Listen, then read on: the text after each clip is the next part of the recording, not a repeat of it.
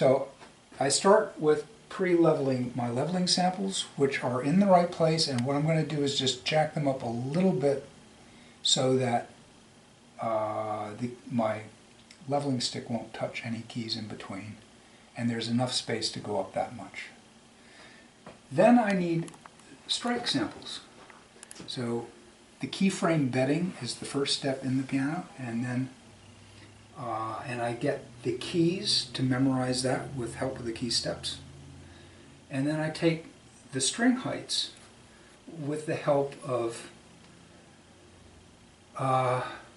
naturals, and I take the punchings out and I turn the let-off buttons up so that the hammer blocks against its string with a weight on the key. And I use the WNG dip block for that, and because it positions itself and it's the same weight here as it will be out on the bench.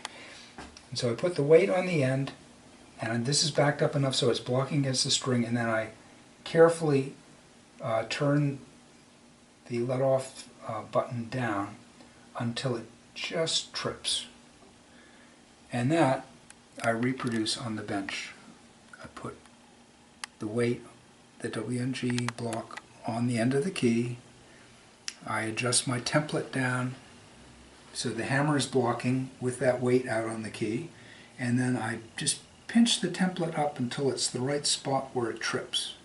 And that is the place. And it's very fast and it's very accurate, but it requires punchings being out of the way. So I just have to decide where my samples are going to be in this initial step,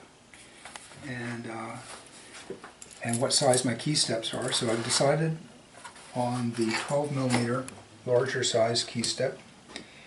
They're 10 of each. 10 of the smaller size easily fit on a ring, but 10 of this size do not easily fit. And so I put 2 of these on the other ring, which I've already extracted and put under those 2 keys. And there's a little threaded bit here. The wire opens up, off come the key steps. And so now I make my samples and put the key steps on. And they go in clusters of 3, with the exception that these hidden studs won't have strike samples. The strike samples occur, I'm going to have templates on my regulating rack. I'm going to split the big tenor in 2 because it tends to have a peak, whereas this goes up pretty much in a straight line.